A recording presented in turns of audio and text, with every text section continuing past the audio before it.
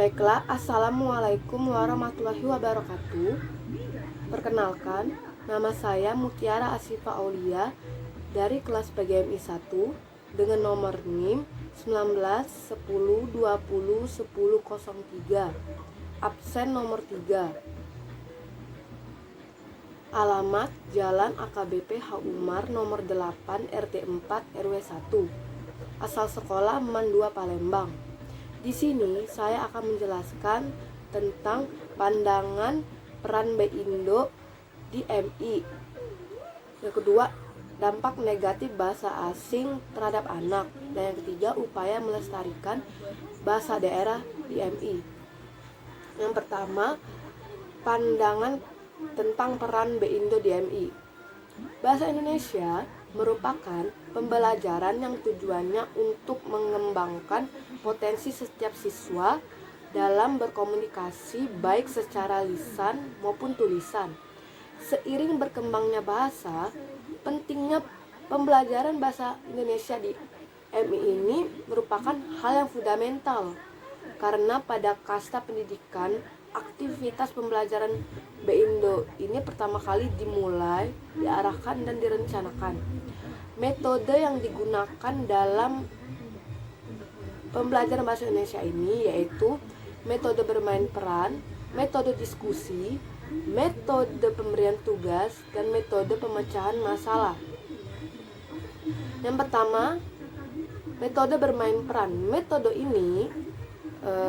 bermain peran ini digunakan agar memudahkan berkomunikasi baik antara siswa ke siswa maupun guru ke siswa. Sedangkan metode diskusi ini dengan guru membagikan kelompok pada setiap siswa agar mereka bisa bekerja sama untuk mempelajari bahasa Indonesia tersebut.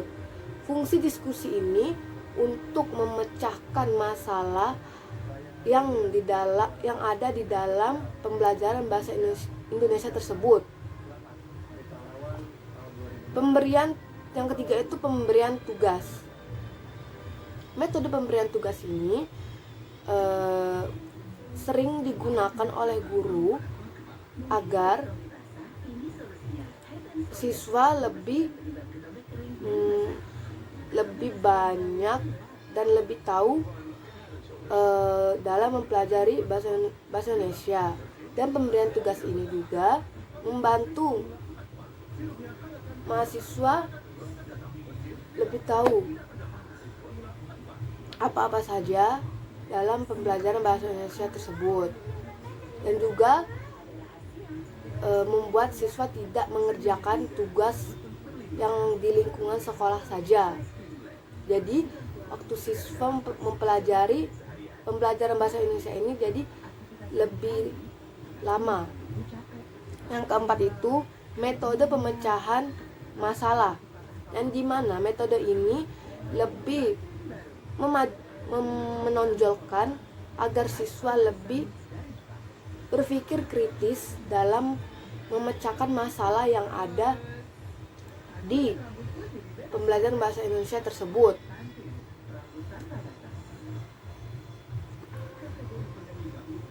Yang selanjutnya itu dampak negatif bahasa asing bagi anak. Dampak bahasa asing ini sebenarnya ada 5, dan bagi anak dalam mempelajari bahasa asing ini juga sangat harus diperhatikan, karena tidak seluruhnya dampak bahasa asing itu ada positifnya, tapi ada negatifnya. Yang pertama itu dampak negatifnya itu anak menjadi bingung dalam berbahasa. Nah, anak menjadi bingung dalam berbahasa ini, mereka akan bingung memakai bahasa apa, baik di lingkungan sekitar maupun di lingkungan rumah, di dalam rumah. Kalau anak bingung dalam memilih bahasa apa yang mereka gunakan, itu bisa membuat mereka itu tertekan dalam pemilihan bahasa. Jadi mereka akan bingung memakai bahasa Indonesia atau memakai bahasa asing. Bahasa asing itu bisa, contohnya itu bahasa Inggris. Karena lihat saja anak-anak artis yang ada, yang anak-anak artis di TV itu, mereka lebih ditekankan memakai bahasa asing di dalam keluarga mereka, saat mereka sedang berbicara kepada ibunya atau ayahnya. Mereka bingung mereka memakai bahasa asing karena kalau anak tidak tahu bahasa asli daerah bahasa Indonesia, maka mereka tidak akan tahu apa itu bahasa Indonesia. Jadi mereka hanya berpatokan kepada bahasa asing tersebut. Jadi untuk orang tua harus lebih dulu mengajarkan bahasa Indonesia yang baik, sopan kepada anak-anak mereka.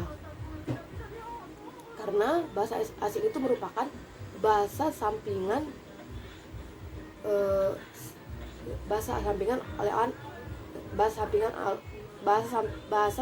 anak, karena bisa dipelajari saat waktu luang. Bisa membantu mereka juga untuk kalau ketemu orang asing bisa tahu apa yang orang asing tersebut bicarakan. Yang kedua itu anak berisiko menghadapi masalah intelektual. Itu juga bisa kepada diri anak, itu bisa memicu diri anak, bisa beresiko dalam diri anak tersebut. Terus yang ketiga itu anak menjadi lambat dalam belajar bahasa Indonesia. Ini juga sama seperti yang dampak yang pertama. Dampak ketiga ini anak akan lambat bahasa Indonesia. Apa itu bahasa Indonesia? Ada juga anak kalau diajarkan bahasa asing terus, dia akan tidak tahu apa sih itu bahasa Indonesia. Dia tahu misalnya ada orang yang berbicara sama dia tentang bahasa Indonesia, itu bahasa apa ya? Itu artinya kok saya tidak tahu seperti itu. Jadi bisa membuat lambat anak dalam mengetahui bahasa Indonesia. Jadi bahasa asing itu seharusnya jadi bahasa sampingan anak, biar anak itu bisa mempelajari bahasa-bahasa asing. Karena bahasa asing kan banyak, ada bahasa Inggris, bahasa Arab. Jadi mereka tuh hanya bahasa sampingan saja, tidak bahasa wajib seperti bahasa Indonesia. Sama seperti di negara asing, kalau bahasa Inggris itu kan bahasa wajib mereka. Kalau negara Arab juga, bahasa Arab itu bahasa wajib mereka. Sama seperti Indonesia. Jadi bahasa Indonesia itu bahasa wajib negara Indonesia. Jadi di negara asing, bahasa Indonesia itu hanya bahasa sampingan mereka. Yang keempat itu anak tidak mengenal bahasa aslinya. Jadi kalau anak mempelajari bahasa asing, anak tidak tahu bahasa asli negara mereka itu apa. Karena kan bisa saja ada orang tuanya yang blasteran, yang dari luar negeri, maka anak juga ditekankan untuk menggunakan bahasa asing di rumahnya. Jadi seharusnya balance, jadi anak juga bisa bahasa asing dan juga bisa bahasa Indonesia, tapi lebih ditekankan untuk bisa bahasa Indonesia. Yang terakhir itu anak bisa stres belajar bahasa asing yang sulit, karena kalau belajar bahasa asing itu tidak mudah, karena ada anak yang tidak pandai bahasa asing seperti bahasa Inggris, karena tidak seluruhnya anak bisa belajar bahasa Inggris, bisa paham bahasa Inggris. Apalagi yang sudah les sampingan kan, karena dia juga untuk les itu juga tidak bisa memicu anak bisa bahasa asing. Dan juga bahasa asing itu kan banyak kosakatanya, apakah ada kamusnya, apalagi bahasa Inggris itu banyak banget kamusnya. Jadi ada kata-kata yang cuma bisa anak tahu itu hanya dikit. Dan juga anak juga pasti belum tahu bahasa asing itu kata-kata yang sulitnya itu seperti apa. Jadi lebih menonjolkan, lebih baik lebih menonjolkan bahasa Indonesia. Untuk orang tua maupun guru di sekolah itu harusnya lebih menonjolkan bahasa Indonesia, karena bahasa asing itu merupakan bahasa sampingan. Jadi itu saja tentang dampak negatif bahasa asing bagi anak. Yang ketiga itu upaya melestarikan bahasa daerah di MI. Bahasa daerah itu merupakan bahasa yang penting di negara kita, karena juga banyak bahasa yang beda-beda di setiap suku, kota maupun daerah-daerah lain, karena setiap kota tuh beda-beda bahasanya. Jadi upayanya itu ada 3.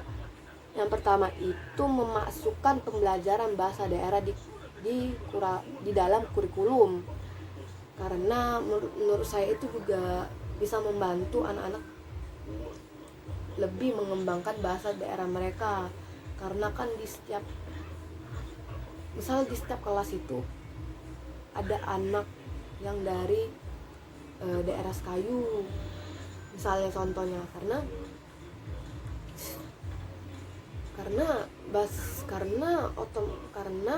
kalau anak dari bahasa Sekayu berarti mereka harus memakai bahasa Sekayu itu tersebut dong. Dan juga otomatis kalau ada anak rantau juga pasti dia memakai bahasa daerahnya, karena dia juga pasti belum tahu memakai bahasa Indonesia yang benar itu seperti apa. Dan memasuki bahasa daerah dalam kurikulum itu menurut saya itu juga bisa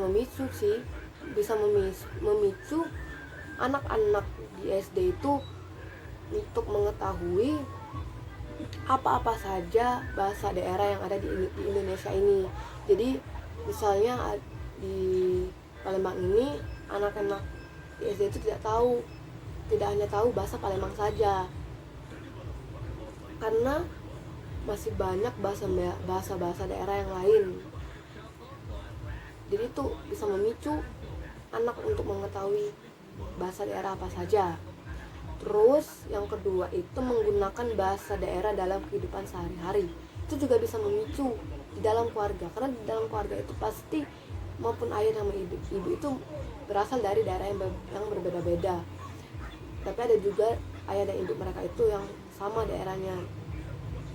Dan dalam kehidupan sehari-hari itu bisa juga membantu anak-anak terbiasa memakai bahasa daerah mereka tersebut, karena bahasa daerah itu penting dalam berbahasa, karena bahasa daerah itu kan merupakan bahasa kelahiran mereka. Jadi itu bisa memicu. Dan juga ditekankan untuk orang tua anak-anak itu lebih mengajarkan anak-anak berbahasa daerah, karena bisa membuat pengetahuan anak terhadap bahasa daerah lainnya itu jadi banyak tahu. Jadi anak tidak hanya berpatokan pada bahasa Indonesia saja, tapi anak-anak juga harus belajar bahasa Indonesia, karena bahasa daerah dan bahasa Indonesia itu merupakan bahasa yang penting di negara kita ini. Karena kan di Indonesia ini banyak daerah maupun suku-suku dan mempunyai bahasa yang berbeda-beda.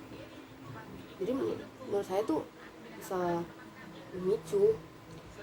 Dan yang ketiga itu mengadakan lomba-lomba bahasa daerah.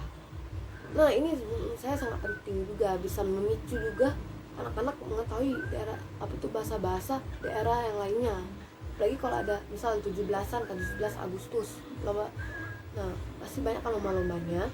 Tapi menurut saya itu coba ada lomba berpidato menggunakan bahasa daerah mereka masing-masing. Jadi kan orang-orang, misalnya anak-anak yang lainnya mendengarkan tidak bahasa-bahasa itu saja. Jadi banyak bahasa-bahasa daerah yang yang awalnya mereka tidak ketahui, jadi mereka tahu, oh ini bahasa daerah ini rupanya, oh ini bahasa daerah ini rupanya. Jadi tidak berpatokan bahasa daerah-daerah itu saja. Jadi menurut saya mempelajari bahasa daerah DM itu sangat penting, merupakan langkah awal bagi anak-anak MI untuk mempelajari bahasa daerah, untuk mengetahui bahasa daerah-daerah apa saja yang ada di Indonesia ini.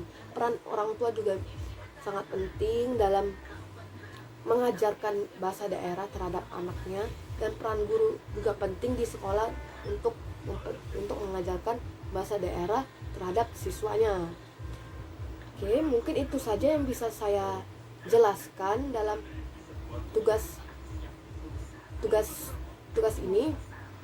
Kalau omongan saya berbelit-belit, saya mohon maaf. Mungkin itu saja yang bisa saya sampaikan. Wassalamualaikum warahmatullahi wabarakatuh.